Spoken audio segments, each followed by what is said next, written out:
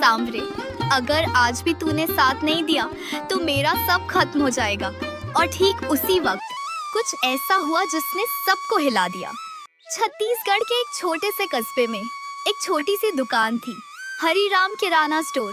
दुकान बड़ी नहीं थी, लेकिन साफ सुथरी थी।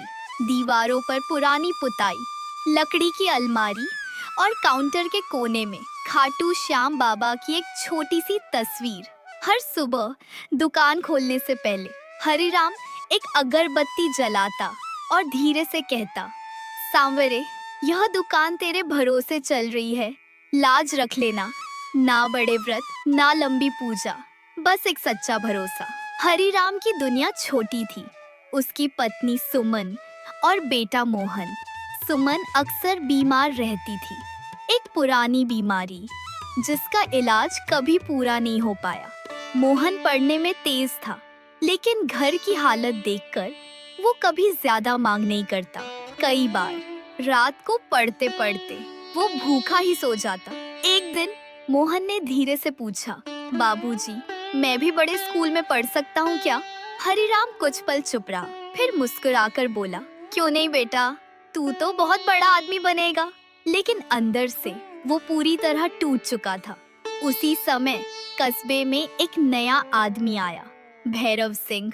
बड़ा व्यापारी, पैसे वाला, लेकिन चालाक और निर्दयी। उसने कई छोटी दुकानों पर कब्जा कर लिया था। एक दिन वो हरिराम की दुकान पर आया। हरिराम, दुकान बहुत छोटी है, बढ़ाना चाहते हो क्या? पैसों की चिंता बिल्कुल मत करना, मैं देता हूँ। शुरुआत में हरिराम ने मना किया, लेकिन मीठी बातों और सपनों में वो फंस गया। उसने कर्ज ले लिया।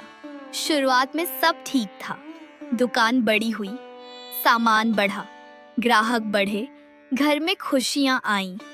मोहन के लिए नई किताबें आईं, सुमन की दवा भी आने लगी। हरिराम ने सोचा अब सब ठीक हो जाएगा, लेकिन किस्मत को कुछ और मंजूर था। कुछ ही महीनों में बाजार गिर गया, माल बिकना बंद, उधारी बढ़ गई और कर्ज बस बढ़ता ही गया। अब हर हफ्ते भैरव सिंह दुकान पर आता, पैसे कब देगा या दुकान मुझे दे दे। गांव वाले भी ताने मारने लगे। अब समझ आया, बड़ा बनने चला था। हरिराम चुप था, लेकिन अंदर से टूट चुका था। एक रात घर में चूल्हा नहीं जला। सुमन ने पूछा, आज खाना नहीं? हरिराम ने नजरें झुका ली। मोहन चुपचाप पानी पीकर सो गया। उस रात हरिराम दुकान में अकेला बैठा था।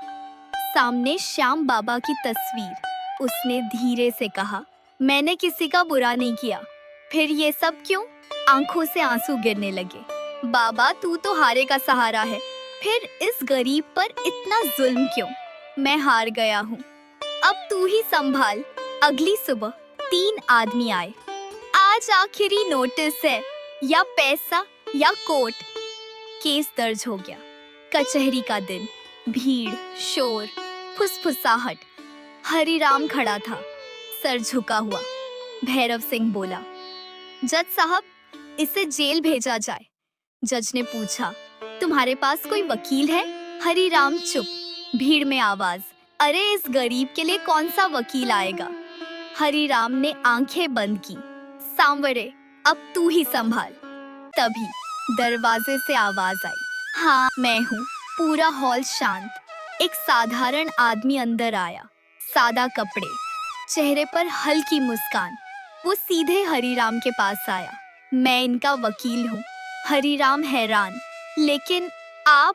वो मुस्कुराया, जिसने भेजा है वो जानता है। हरिराम का दिल जोर से धड़कने लगा। किसने? वो बोला, अब बस देख। कचहरी में सन्नाटा छा गया था।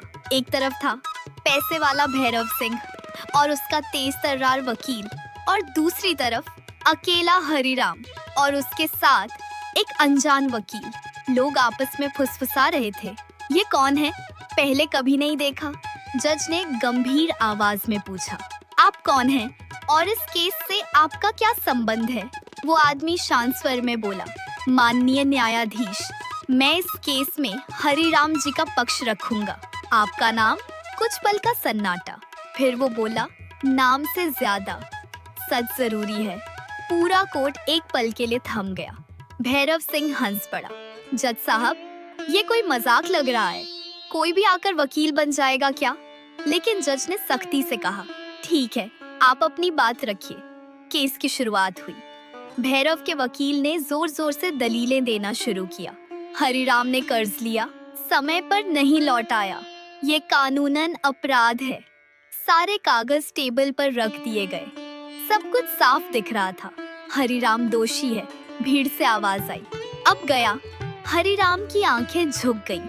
लेकिन तभी उस अनजान वकील ने फाइल उठाई, धीरे धीरे कागज पलटे और पहली बार तेज आवाज में बोला, माननीय न्यायालय, ये केस उतना सीधा नहीं है जितना दिख रहा है। पूरा कोर्ट चौंक गया। भैरव सिंह चिल्लाया, क्या मतलब? वो वकील शांत रहा। मतलब ये कि इस कर्ज के पीछे सच्चाई कुछ और है। उसने एक कागज उठाया। ये जो ब्याज लगाया गया है, ये कानून के अनुसार नहीं है। जज ने कागज देखा। हम ये सही कह रहे हैं। भैरव के चेहरे का रंग बदलने लगा।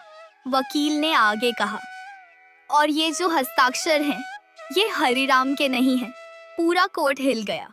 हरिराम खुद हैरान। ये?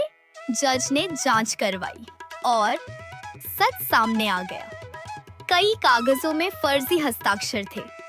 भीड़ में हलचल। ये क्या? भैरव ने धोखा किया। अब वो वकील आगे बढ़ा, माननीय न्यायालय, ये सिर्फ कर्ज का मामला नहीं है। ये एक गरीब को फंसाने की साजिश है।